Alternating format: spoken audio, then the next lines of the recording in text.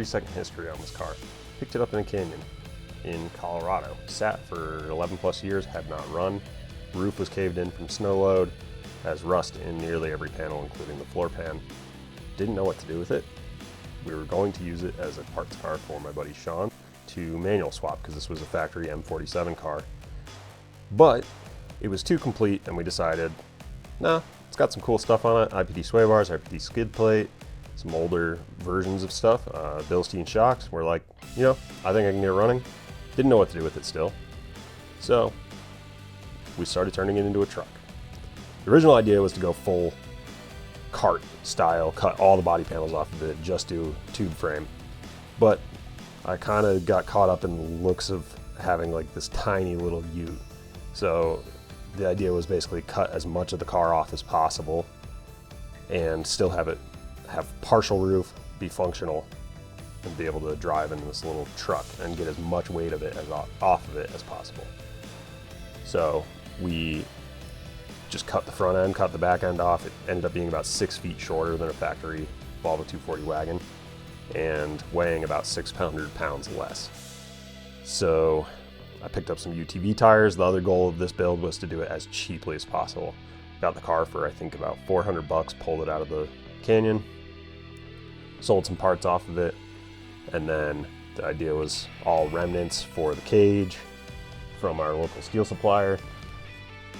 They cut down 20-foot sections, so we got all remnants that were 10 or 12 feet and super cheap cage, weld the doors shut, whatever was left of the doors, and keep everything as close to factory as possible.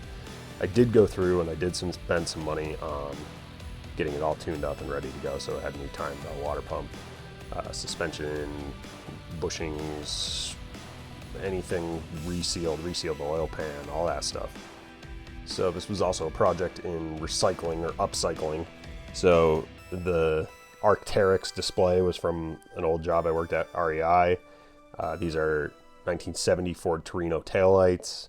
The inner parts on the upper side of the front here, where those lights are off of a Mercedes 280, I believe, like mid-80s one.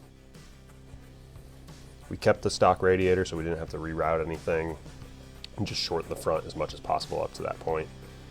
Converted it to an E-fan off of a 740 from the junkyard. Used UTV tires that I got for free, or I think 80 bucks for a set of 4 was the most I paid for any of the tires. Welded the diff, and between having the welded diff and UTV tires, this thing mobbed. And I was trying to get it stuck. So I should have gone harder to get it to that point, but we went out with my buddy Vinny, and he had his turbo Can-Am, and we kind of did a side-by-side comparison. So it was an absolute riot. Marcus broke the car 3 times. Stick around for some video of that. And we just mobbed. The exhaust fell off, shift knob came off, but the car overall did great, and we just hammered on the thing.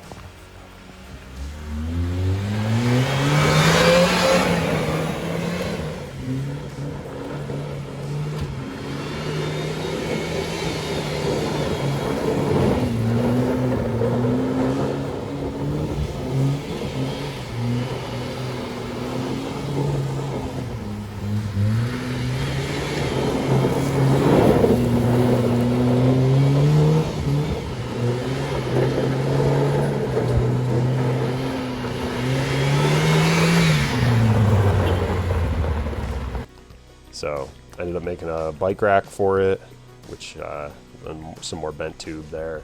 It was a Ford Ranger bed that we hacked up to make the bed for the truck. And I'm trying to remember the weight offhand. I think it was right around 22 or 2,300 pounds. The front was only lifted with just cutting the perches off, welding them 2 inches higher, so it basically lifted the strut tubes to their max and put a little bit of preload on the front springs. And then the rear was left factory, and that's just how much it raised up when we took like 400 pounds of weight off the back. It just lifted itself, so we didn't do much there. And it had tons of ground clearance, was super capable off-road, and then even took it on a couple road cruises.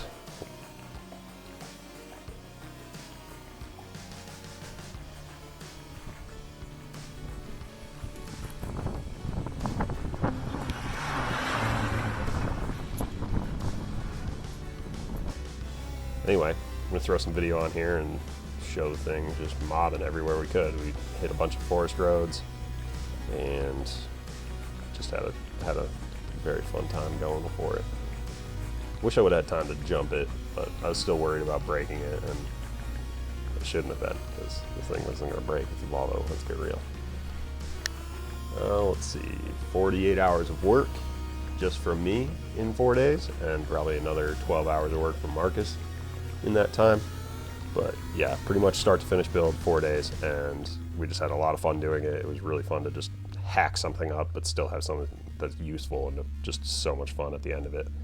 So I would say if anybody gets a chance to do a build like this where you just get to go at it and make something happen quick and easy, it's such a nice change from doing builds that you have to care about and plan everything out and whatever else. We just winged this entire thing. We barely measured anything and just made it work. And it's honestly one of the most fun things I've built, which is saying something, I guess. I don't know what.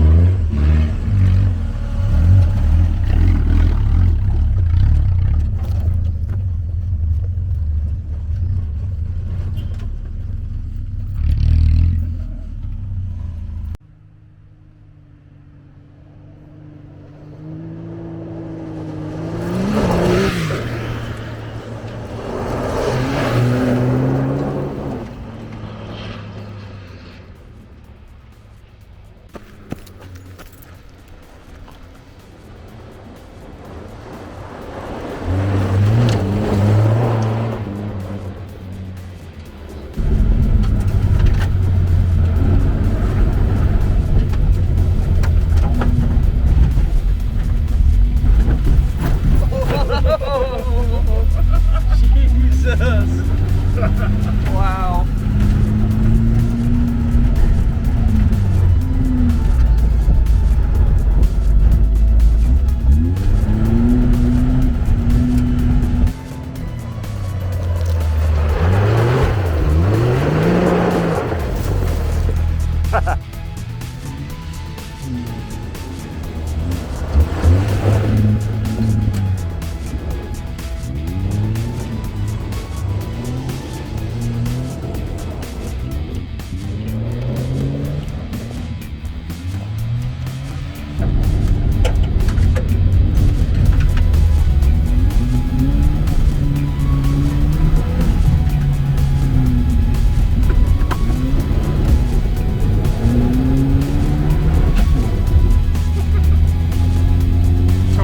Signature power shift. Here, dude. You're gonna be spring cut after that.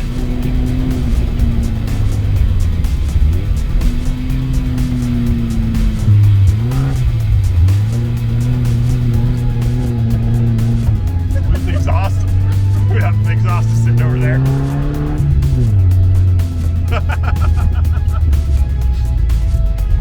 It sounds so sick now.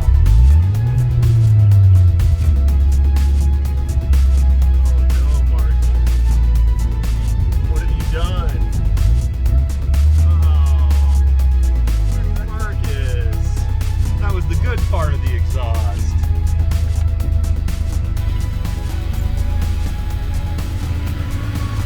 Oh. Oh. That's okay though.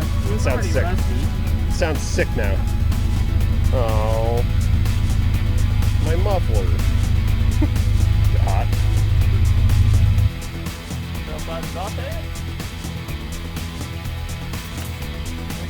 Mistakes? I told you to put a hanger on it. You gotta fix parts of mistakes. It's always gonna be me. Let the record show.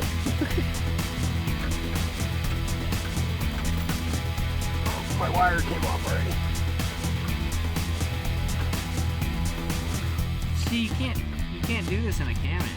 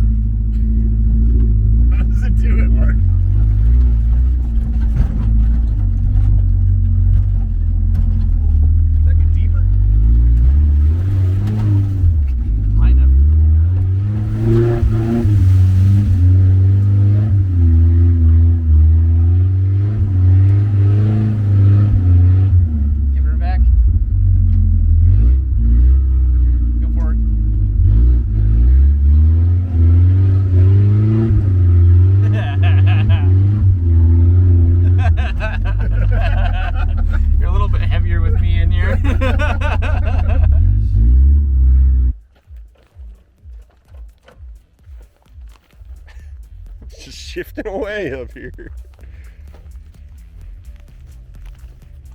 Oh yeah. Sick. There it is. Side by side comparison. Can-Am Maverick versus Can-Am Maverick Richard. Did you just break something? The shift knob fell off. Marcus, Fell off. you broke my shift knob? Fell off. That's just inconsiderate. Where'd it go? Does it work, Vinny? That's the idea. Too bad Marcus broke the exhaust. I don't think it's happening. We also got 2 more cup holders. That's important. Cup holders are important. Yeah, but what about this cup holder? Oh yeah, I have 3 more cup holders than you. You got the VIP tray with the mirror. Yeah, and the mirror. Oh, 4. Sorry. 4 more cup holders than you. That's just a cup suggestion, though. That doesn't really.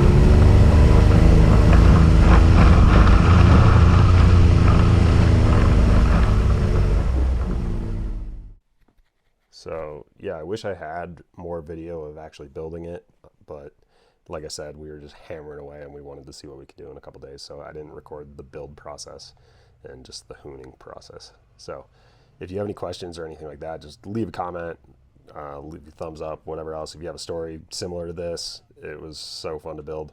I'd love to hear people's stories. If I can do anything to help anybody along with this or finding a good candidate, I'd say just keep it cheap. If it's rear-wheel drive, it's a riot. Welded diff is always fun. So just, yeah, if something like that intrigues you, I say go for it. It's super fun.